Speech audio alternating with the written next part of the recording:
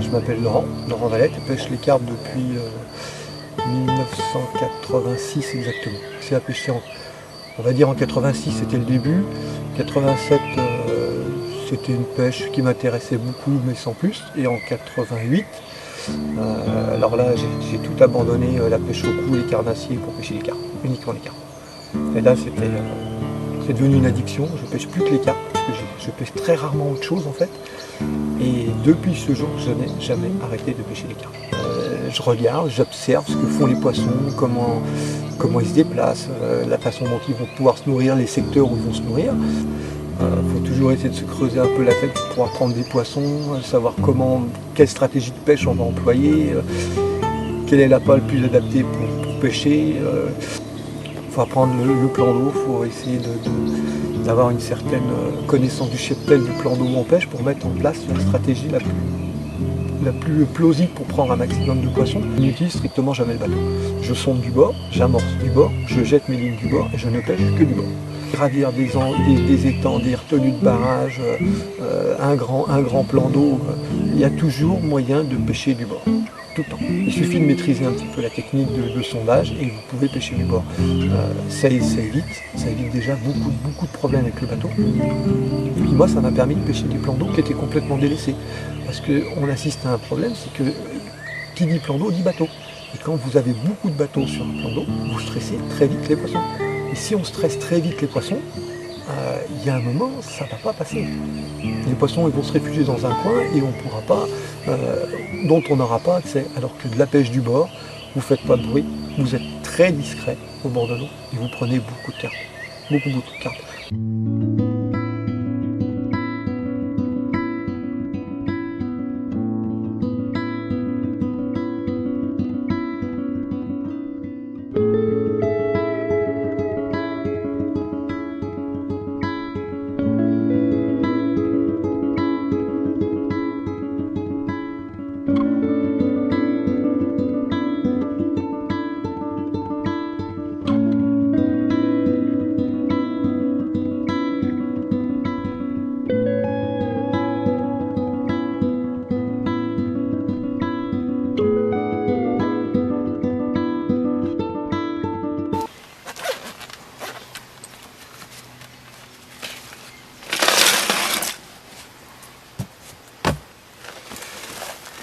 Alors les marqueurs, un choix on va dire pléthorique de marqueurs, mais il faut savoir que ça c'est pas. Tous les marqueurs ne sont pas destinés. On n'a pas créé tous ces marqueurs pour faire beau, pour essayer de vendre ou pour faire un truc comme ça. Chaque marqueur de la boîte que je possède, il y en a un certain nombre, parfois en double, hein, parce qu'il ne s'agit pas d'en casser un et puis de ne pas pouvoir le remplacer. Mais chaque marqueur de ce que je possède a une qualité particulière et un emploi particulier en fait. Je vais vous les présenter, il y a des grands, des courts, il y a des longs. On a tout un tas d'astuces, il y a tout un tas d'astuces à connaître pour pouvoir les utiliser au mieux et surtout dans les conditions les plus adéquates. Alors je vais commencer par les mini, parce que les mini, c'est ceux qui à l'origine devraient être le plus souvent utilisés. Ça sert surtout à affiner les postes. Alors les mini, c'est des petits, tout à fait des petits marqueurs dans ce style-là, qui permettent de sonder avec des plombs super légers et qui nécessitent des pêches à très courte distance. On ne peut pas sonder avec des marqueurs comme ceci si vous avez par exemple, je sais pas, une distance supérieure à 50-60 mètres, si vous avez aussi beaucoup d'eau. La portance de ces marqueurs là, elle n'est pas assez forte pour dire de pouvoir donner une indication correcte de la nature du fond et de la profondeur.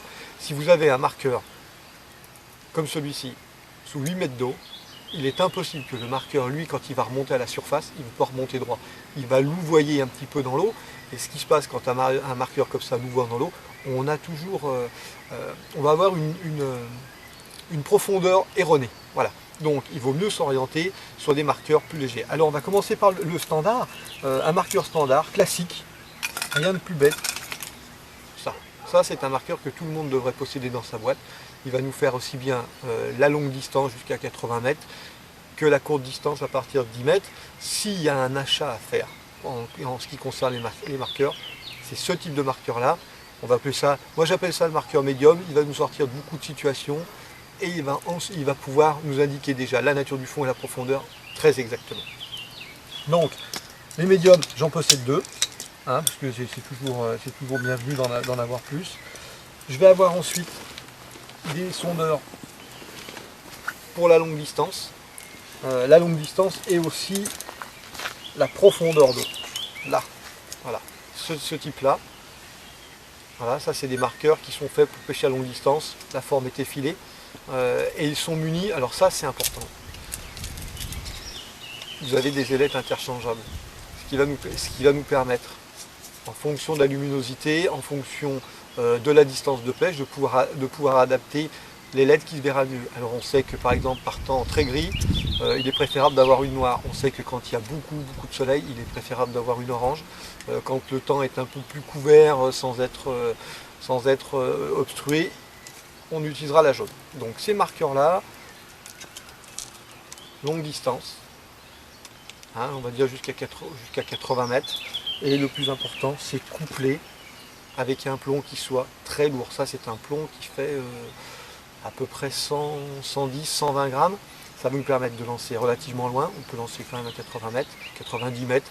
Pour sonder à plus de 100 mètres avec un marqueur, c'est quand même relativement difficile, mais ça reste tout à fait possible.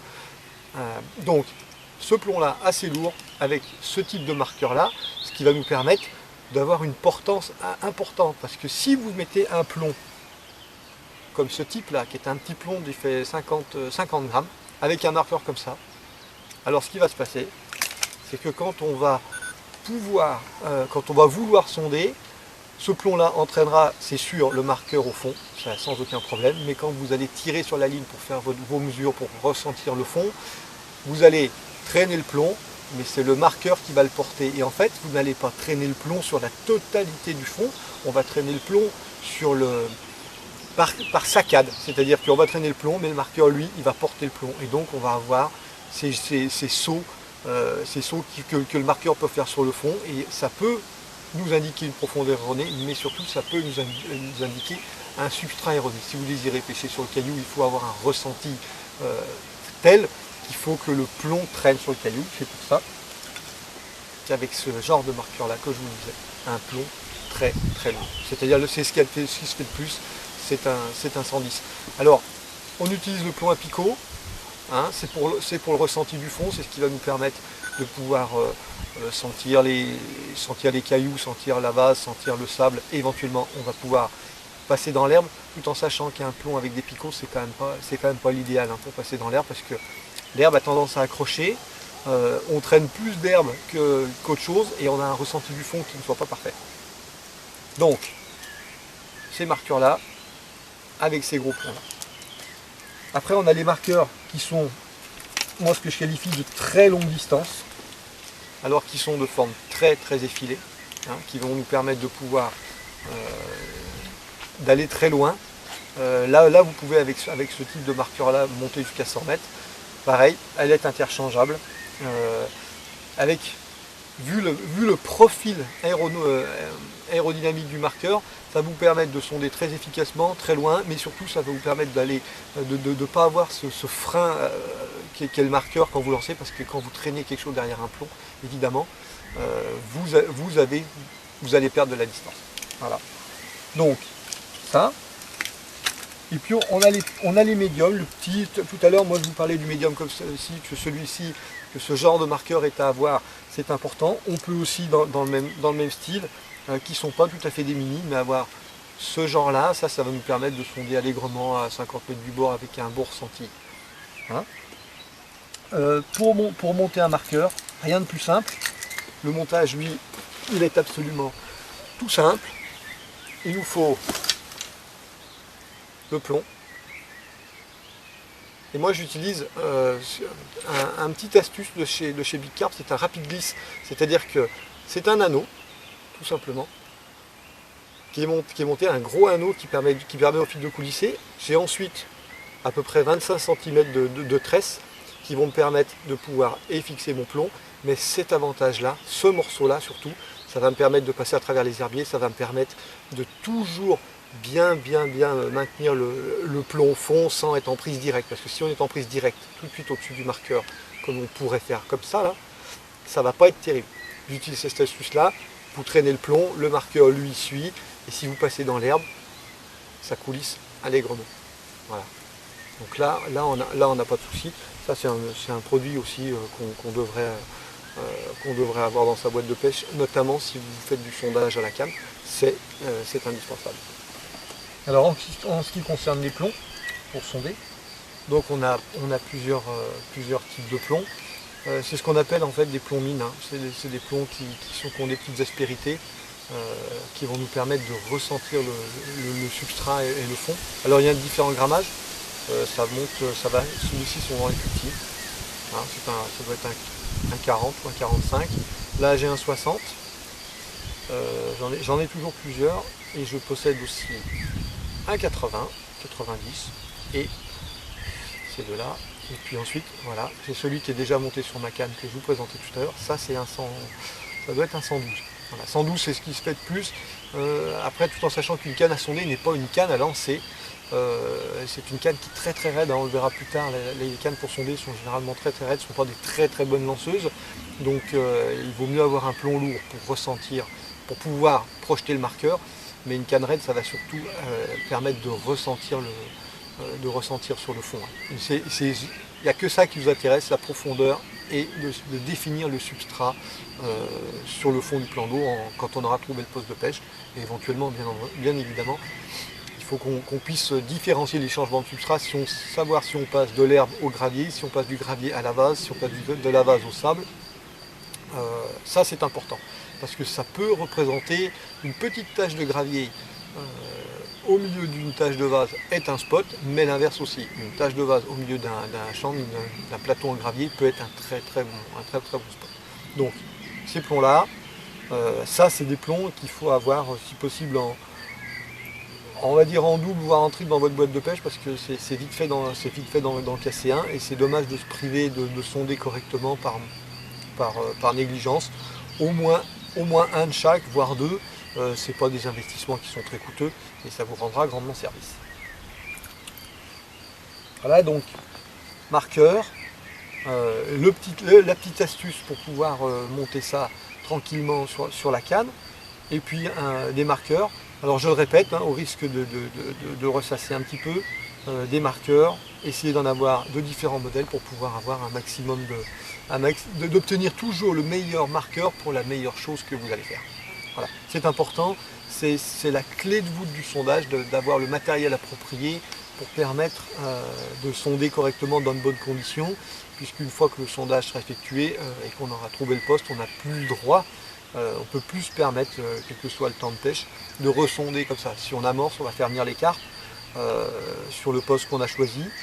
Si jamais on ressonde encore dessus, ça ne va pas être du meilleur avis, notamment dans les plans d'eau qui sont assez techniques, où les poissons n'ont pas forcément très envie de se prendre des plombs sur la figure toute la journée. Voilà. Donc le sondage, c'est une part importante de la pêche.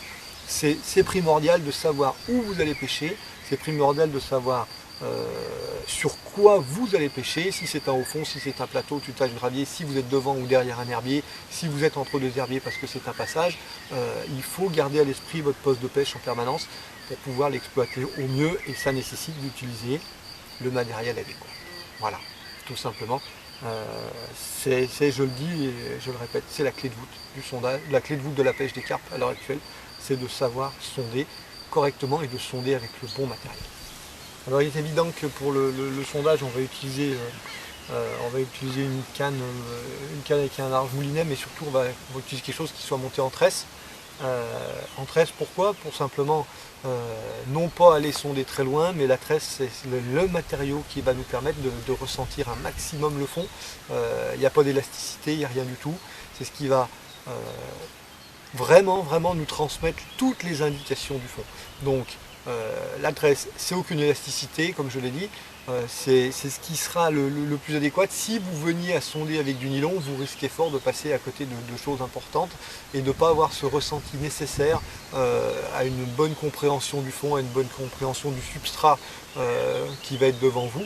Et vous pouvez par une petite erreur, passer à côté de la pêche. Donc je le répète, on sonde toujours si possible avec une canne montée en tresse, sur laquelle moi personnellement j'ajoute une tête de ligne en tresse aussi, parce que la tresse couplée avec des plombs qui font 110 ou 120 grammes quand il s'agit de sonder, c'est extrêmement coupant. Une tête de ligne c'est un peu plus gros, et ça va nous permettre, cette tête de ligne va nous permettre effectivement de pouvoir jeter relativement fort pour aller voir le plus loin possible ce qu'il y a dans notre poste, ce qui n'est pas non plus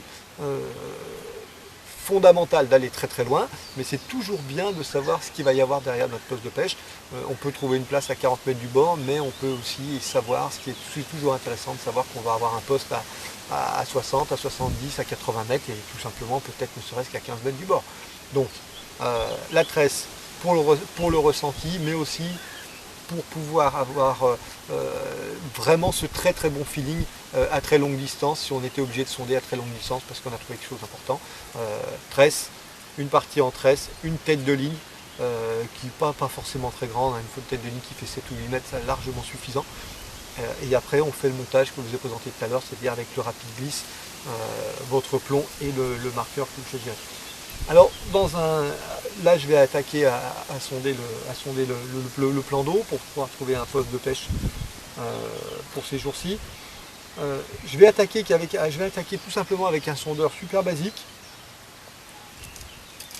ce type de sondeur là, hein, parce que ça va me permettre tout de suite de pouvoir sonder très loin, et puis ensuite je vais affiner mon sondage, c'est-à-dire que je vais obtenir des indications avec ce sondeur là, je peux trouver éventuellement d'avant, je vais peut-être trouver un haut fond, je vais peut-être trouver une plaque de gravier, je ne sais pas trop, mais une fois que j'aurai dégrossi avec ce sondeur là, je vais passer avec un sondeur qui va être beaucoup plus petit, mais là ça va être vraiment en fin de sondage, pour pouvoir ressentir et voir au mètre près ce que je vais avoir au fond. C'est-à-dire que ce petit sondeur là, lui, va me permettre de mettre de vraiment mettre le marqueur à l'endroit idéal, le plus positionné, c'est-à-dire que si j'ai un haut fond, ben, je vais le mettre au pied du haut fond. Si jamais j'ai une tache de gravier, je vais pouvoir le mettre au début de la tache de gravier pour avoir juste être sur le changement de substrat, qui est toujours un endroit très intéressant pour pêcher les carpes. Donc je vais faire évoluer mon sondage, c'est ce qu'on va voir puisqu'on va se mettre en action. Et puis voilà, on se retrouve dans 5 minutes.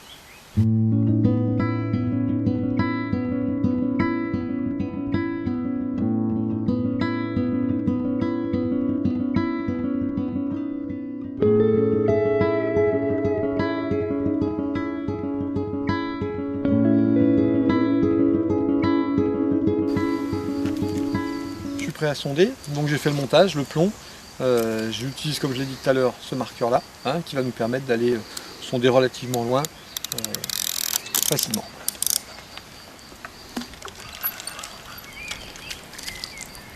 Donc là j'ai mouillé un petit peu ce qu'il faut faire, hein, sur le démarrage, c'est essayer de mouiller un petit peu la tresse, ça évitera qu'elle accroche dans les anneaux. On peut aussi mouiller un petit peu le haut de la canne, hein, ça permet de glisser beaucoup mieux. Et là, tout de suite, on va faire une première mesure. Donc, le fait est d'avoir un gros plomb, un gros marqueur, là ça me permet déjà de pouvoir évaluer la distance on est déjà à peu près à 70-80 mètres. Alors tout de suite, on met le marqueur en contact avec le plomb, hein. Là j'y suis, je récupère un petit peu le mou, et on va faire une première mesure. On va faire une première mesure tout de suite pour se donner une idée de ce qu'on a à 80 mètres du bord. Donc pour l'instant, on ne cherche pas un poste. On va chercher à savoir, à connaître la profondeur. Une.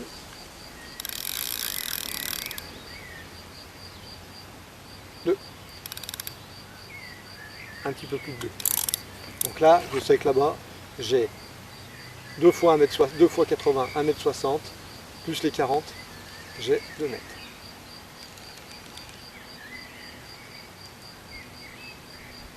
Par contre, voilà.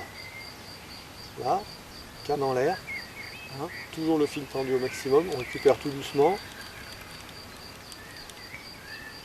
Et le premier ressenti que j'ai, c'est que je traîne dans la vase. Alors, on pourrait le voir, Si on avait un petit peu moins de vagues sur le plan d'eau, on pourrait le voir parce que quand on traîne dans la vase, derrière le marqueur, vous avez une traînée de bulles qui se fait. Et ça, c'est le signe typique que c'est de la vase. Le sable ne le fait pas du tout, mais par contre, la vase le fait très bien, elle. Donc, si vous avez un ressenti très très diffus, comme si vous tiriez sur quelque chose de relativement mou, c'est de la vase. Et je vous dis, s'il n'y a pas de vague, quand il n'y a pas de vague du tout sur un plan d'eau, on voit cette traînée de bulles, et là, ça laisse strictement aucune place au doute, on est bien sur de la vase. Donc, moi, je sonde canne en l'air, comme ça, c'est ce qui me permet d'avoir le meilleur contact avec le plomb. Je suis toujours... J'ai avancé un petit peu, là pareil, là je suis dans la vase, ça se sent, mais je vais quand même refaire une mesure, parce que c'est pas impossible qu'on ait un petit peu moins de fond. Une,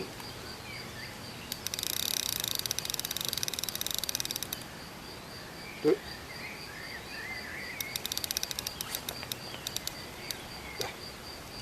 j'ai j'ai deux mesures, donc 1,60 m, 2 x 80, donc j'ai 1,60 m, là j'ai 30 à peu près, j'ai à peu près 30, 1,60 m, 1,90 m, plus les 40 que j'ai là-bas, ça me fait quand même un bon 2,30 m. Hein, donc comme j'ai 2,30 m là-bas et que pour l'instant je suis sur de la vase, je vais continuer ma progression en revenant vers moi. C'est ce qui va me permettre de voir éventuellement si je trouve quelque chose d'un peu plus dur déjà au niveau du fond. Et puis si éventuellement on a une petite dénivellation, alors quel que soit le sens, hein, une dénivellation ça peut être un haut fond devant vous, ou ça peut être aussi une pente, on peut arriver dans un creux, on peut arriver dans quelque chose, par exemple, où les carpes peuvent venir taper régulièrement, et ça crée une espèce de petite cuvette. Ça, on va pouvoir le déterminer avec le marqueur.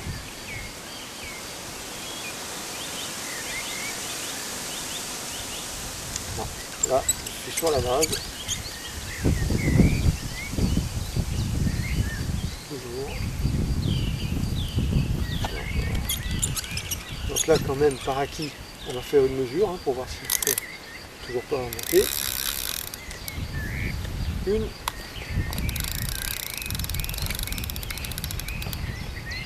Deux. J'ai déjà perdu à peu près 20 cm. Donc là, de 2,30 m, on est passé à peu près à 2 m, on est passé à 2,10 m. Alors c'est très très fiable. Hein. Il suffit de bien garder en l'esprit la distance que vous avez. Vous pouvez éventuellement, ça se fait régulièrement maintenant sur les cannes, on peut la marquer. Mais moi je préfère utiliser le premier anneau parce que je sais qu'il est à 80. Et pour affiner, je vais me servir là des 35-40 premiers centimètres de la canne. Donc là, je suis toujours à 2,10 m, je suis toujours sur un fond mou. Bon, ça ne me plaît pas trop. Hein. Pêcher sur le fond mou. Là, on va ramener canne en l'air encore. Ah, et là, je viens de ressentir dans le sillon, comme si ça tapotait. C'est-à-dire que là, je suis en train de changer de substrat. Donc si je change de substrat, il faut bien voir, et bien veiller tout de suite, hein, au début du changement de substrat, on va faire une nouvelle mesure. Parce que si on change de substrat, il y a de grandes chances pour qu'on soit en train de passer sur un fond un tout petit peu légèrement inférieur. Et là, ça peut être un endroit intéressant. Une.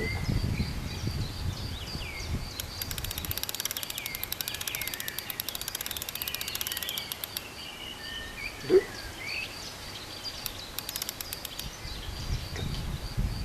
Et là, je me rends compte qu'effectivement, j'ai déjà perdu par rapport où j'étais tout à l'heure. Donc là, je viens de changer de substrat, mais déjà sur ce substrat-là, je suis 20 cm moins profond que derrière. Donc je suis en train de monter sur une pente, et comme je suis en train de monter sur une pente, c'est bien possible que je sois sur une petite tache de cailloux, voire un très très léger au fond, à peine marqué, mais un au fond comme ça de cailloux à l'intérieur d'un endroit où apparemment assez vaseux, ça ressemble fortement à un hotspot.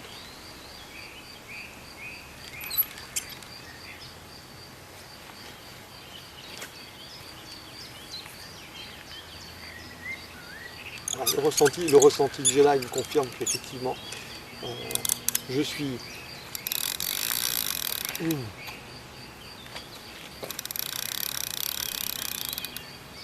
deux,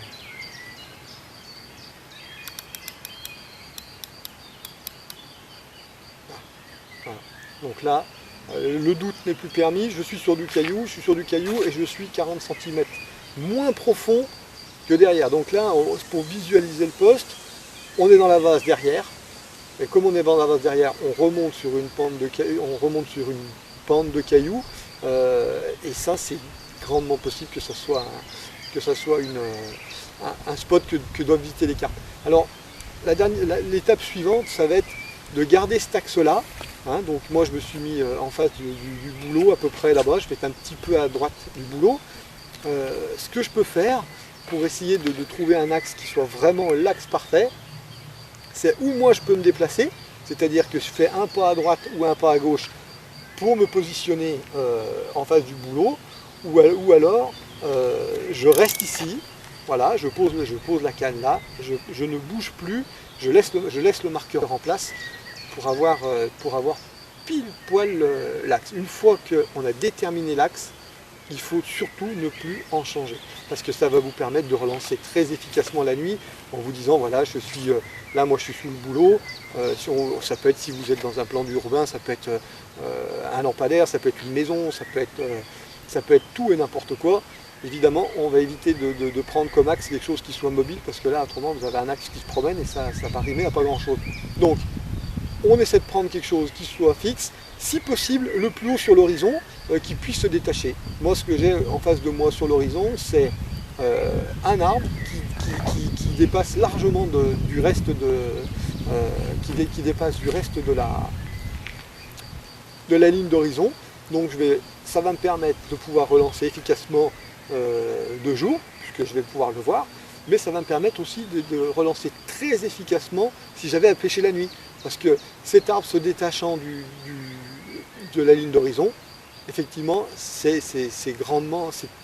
presque immanquable. Donc j'ai un axe de pêche, j'ai un spot de pêche qui me semble être un spot très correct, parce qu'on a exploré un petit peu à droite, un petit peu à gauche, et le fond est plutôt mou, et là devant, on est à peu près à une 50aine de mètres. Et ben on se retrouve sur une jolie tache de cailloux qui, à mon sens, doit être visitée par les carpes. Donc là maintenant, on va changer de marqueur pour définir la limite exacte du changement de substrat. Parce que comme j'ai un gros marqueur, je sens très bien quand le plomb est dans la vase, mais je ne veux pas avoir de doute, je veux absolument être sûr de mon coup. Donc là, j'ai mon axe, mon boulot, levé dans la ligne d'horizon là-bas entre les deux arbres. Ça c'est primordial parce qu'on va pouvoir relancer de nuit. Le boulot de toute façon on ne le verra pas à 2 h du matin. Donc j'ai mon axe, donc ça maintenant de mon axe je m'en défais pas, je vais juste changer de marqueur pour relancer dans le même axe et pour définir l'exact endroit où change le substrat. J'ai gardé mon axe mais j'ai changé de marqueur. Alors là j'ai mis un tout petit marqueur, vraiment quelque chose de mini, de super sensible. J'ai pas changé de plomb, parce que là le plus important, il faut quand même que je ressente le substrat, mais c'est de bien définir. Et je serais presque tenté de dire à 10 cm près la différence entre la vase et le gravier. J'ai sondé derrière pour faire un petit rappel. J'ai sondé derrière on a de la vase, et puis je suis revenu tout doucement, et là je sens qu'il y a du gravier. Donc ce que je vais faire maintenant, c'est que on va relancer exactement dans le même axe pour découvrir exactement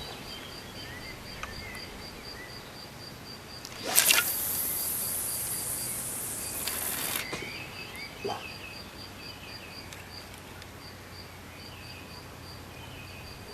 Donc on va remettre.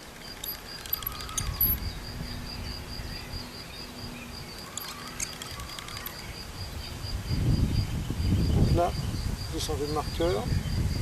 Là, il ne s'agit plus de savoir si c'est de la vase ou pas.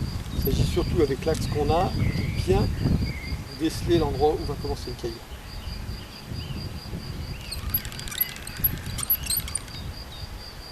Le voilà, hop, ça y est. Là, mon marqueur va relancer. Je vais le faire remonter. Donc, comme il n'a pas trop de portance, il va remonter tout doucement. Donc, ce que je fais, je l'accompagne en descendant tout doucement le sillon, jusqu'à ce que je puisse le voir apparaître à la surface. Là, le là, voilà. Donc je tends la ligne, je vais le mettre en direct, là je suis bien. Je vais le faire remonter tout doucement.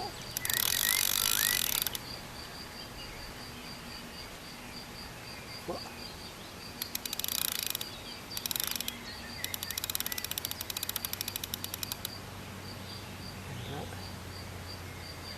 On va voir apparaître.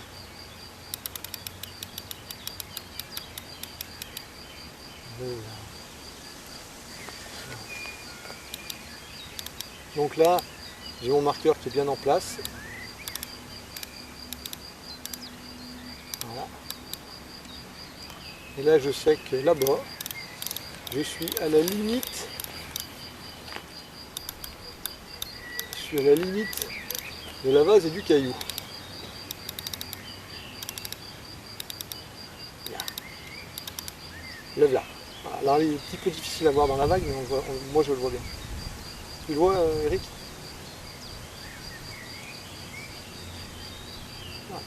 Donc après, ce qui se passe, c'est que je sais que ma limite, la limite est à mon marqueur. Donc je sais que derrière le marqueur, je suis dans la vase.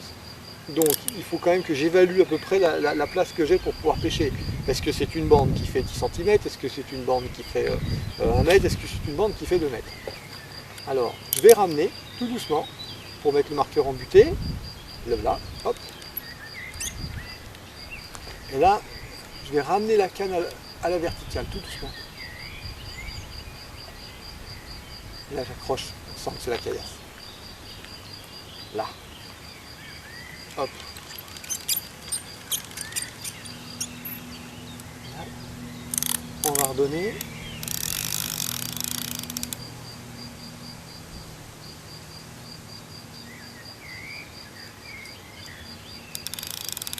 Qui remonte, voilà.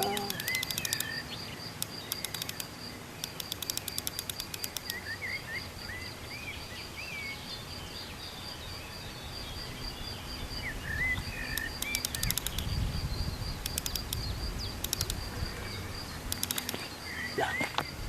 Donc là, j'ai la place exacte. Je suis vraiment là à 10 cm près, je suis à la limite. Donc derrière mon marqueur à 1,50 m, j'ai la vase. J'ai trouvé la limite vase caillou. J'ai ramené mon marqueur d'1,50 m sur le caillou. Donc à partir de mon marqueur, je sais que là où je suis sur le caillou. Mais je sais qu'à 1,50 m derrière, je suis encore du caillou avant de passer dans la vase. Alors ce qu'on va faire, à partir de ce moment-là, on ne bouge plus du tout le marqueur. On va donner du fil tout doucement pour le laisser apparaître en surface. Voilà. Et là, on va légèrement, alors très légèrement, tendre la ligne pour le laisser affleurer l'eau. Là, on ne touche plus rien.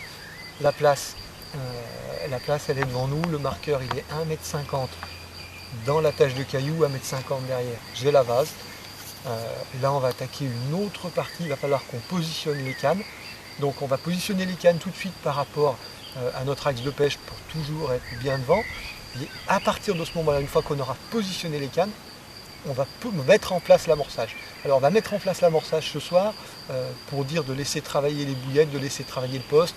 On a fait beaucoup de bruit aujourd'hui en sondant, en lançant des plombs à droite à gauche. Donc, on va amorcer au bête roquette, on va clipper le bête roquette, on laisse le marqueur en place, on amorce, et après on va laisser travailler l'amorce jusqu'à demain matin, et on attraquera la pêche demain matin. Il faut absolument que les poissons, quand on amorce, qu'ils prennent confiance avec les appâts que vous allez leur donner.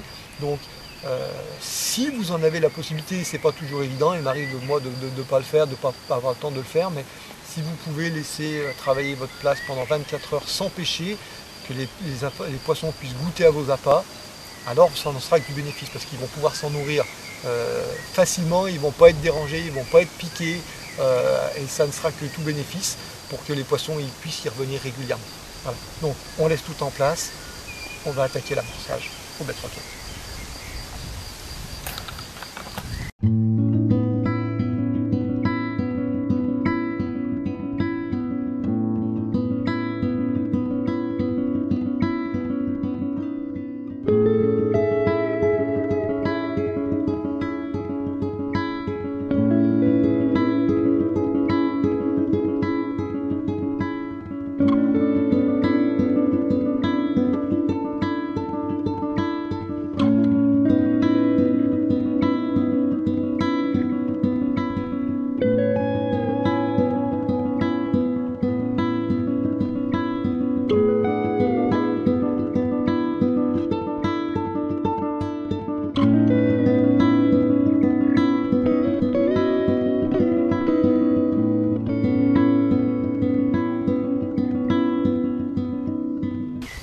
Donc à partir du moment où on décide d'amorcer, on va commencer par régler le bête rocket. Alors régler le bête rocket, c'est régler le bête rocket par rapport au marqueur.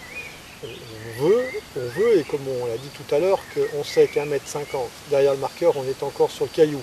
Donc je peux amorcer sur le marqueur, je peux amorcer 50, je peux amorcer 60, je peux amorcer jusqu'à 1,50 m derrière, tout en étant toujours sur le caillou. Alors, vu qu'on pêche très très précis, hein, ça impose d'avoir un endroit où on va où on va amorcer au bête rocket, et d'où on va amorcer au bête rocket, on va lancer les cannes. Alors moi, je me sers d'un pic. Ça va nous permettre de pouvoir amorcer toujours depuis le même endroit. Alors comme ça peut varier un petit peu, je préfère mettre un pic. Là.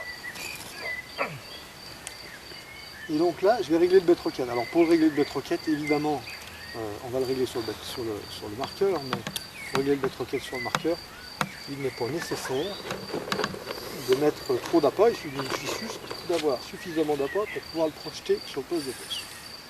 Donc là, je pars depuis ma base de lancement, on peut dire ça comme ça.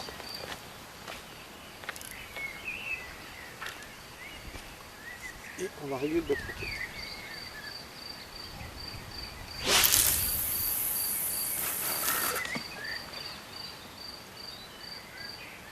Là, je suis un peu long, donc je vais le ramener doucement.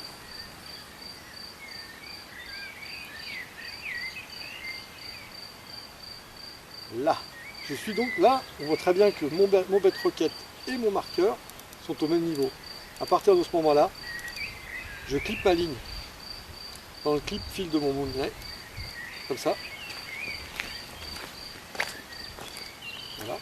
Donc à partir de ce moment-là, invariablement, mon bête rocket, lui, va toujours tomber au même endroit parce que c'est la ligne qui va le retenir. Alors on va faire un essai pour voir si on est bien pressé.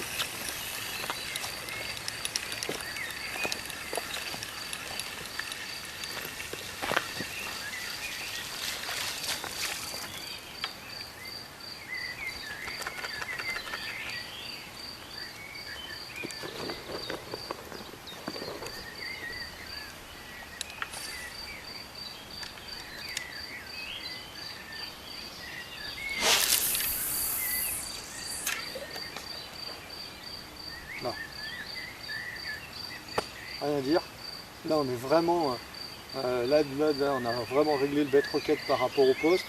Le marqueur lui est sur la tâche de caillou, 1,50 m devant. Le bête rocket lui est à hauteur du marqueur, ça veut dire que toutes les boulettes qui vont tomber du bête rocket vont tomber sur le gravier. Alors à partir de ce moment là, il faut instaurer, si jamais vous voulez amorcer précisément, une gestuelle. Et pour instaurer une gestuelle, il ne faut surtout pas s'arrêter d'amorcer.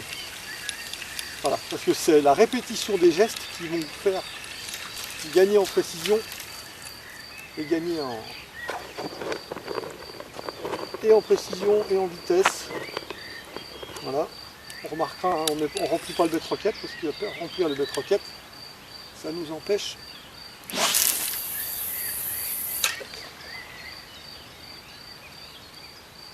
On perd quelques appâts au fond de l'eau avant et c'est pas.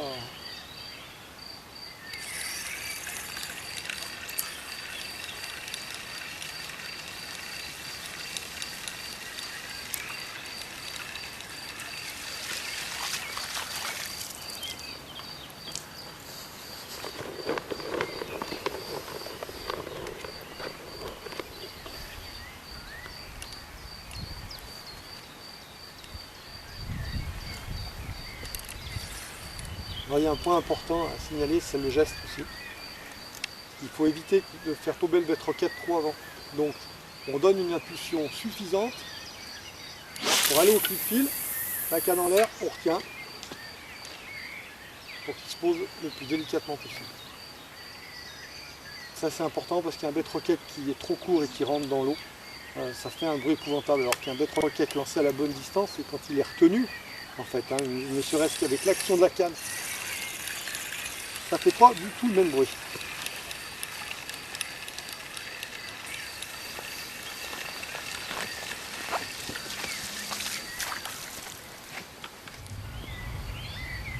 On peut prendre aussi le loisir de mettre un ou deux spots de chaque côté, un peu plus excentrés pour pouvoir rameuter le plus de cartes. Mais là, La tache de caillou, elle est vraiment belle. Et autant l'exploiter à fond. Donc on va amorcer là, parce que je pense que les poissons vont venir en priorité sur le caillou. Et après, s'ils vont plus loin, en positionnant les cannes. Autrement, on aura toujours la possibilité de faire pêcher un peu plus loin dans la vase.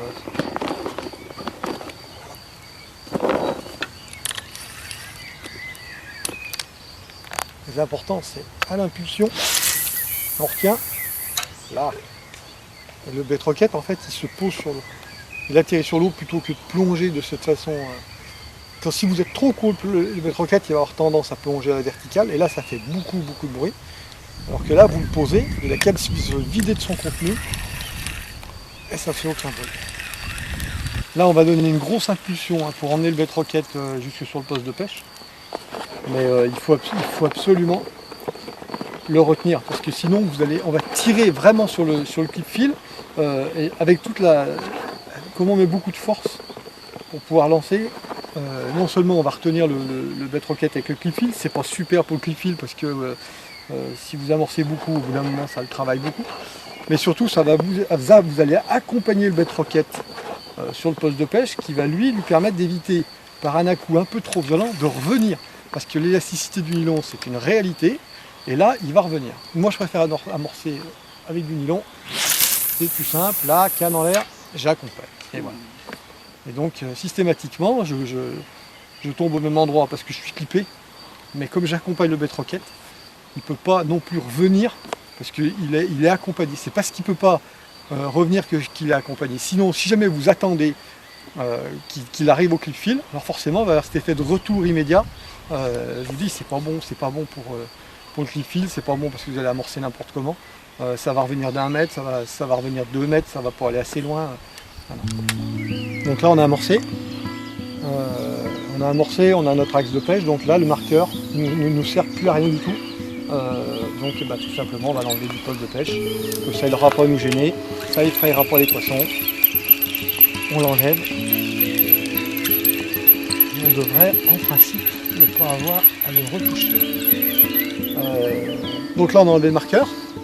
Et comme on a enlevé le marqueur, pour remettre les cannes, c'est bien simple. J'ai mon axe, mais j'ai aussi ma distance, parce que ma distance, maintenant, elle est clippée sur mon bête roquette. Donc, on va se servir du bête roquette, de la distance du clip du bête roquette, pour pouvoir mettre les lignes. Et invariablement, vu qu'on va clipper à la même distance que le bête roquette, ça c'est une petite astuce que je vais vous montrer, on tombera invariablement au même endroit, donc c'est-à-dire pile poil là où on a amorcé. Et on sera invariablement dans l'amorce en permanence. Voilà. C'est pour ça que là, on peut qualifier ça d'une pêche extrêmement précise. On sait où sont les poissons, on sait où est l'amorce, on ne sait pas encore où sont les poissons, mais on sait où est l'amorce. Et nous, on va pouvoir mettre les montages dans l'amorce. Et normalement, ça devrait nous rapporter un poisson, voire deux. Et après, on mettra tout en œuvre pour essayer d'en prendre plus. Il est 5h, c'est 5h30, 6h moins le quart ce matin. Donc là, on va attaquer l'action de pêche, et en attaquant l'action de pêche, afin de pêcher vraiment précis, comme on l'a expliqué hier, je vais devoir clipper mes lignes. C'est-à-dire qu'il faut que mon plomb tombe là où j'amorce. Donc je vais clipper mes lignes par rapport à mon bête roquette. Donc on va prendre la canne au bête roquette, on va aller la poser, on va poser le bête roquette là derrière nous, et on va tirer la ligne par terre jusqu'à ce qu'on arrive au clip.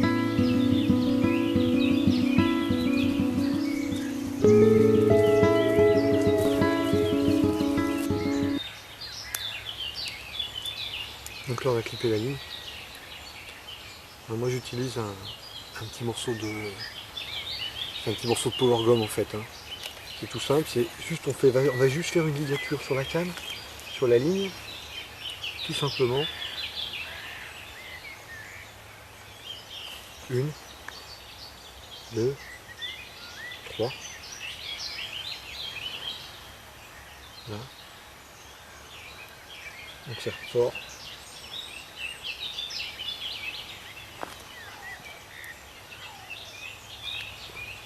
Voilà.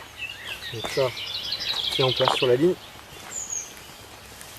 Et c'est ce qui va nous permettre maintenant de pouvoir avoir la distance, toujours la même distance de pêche.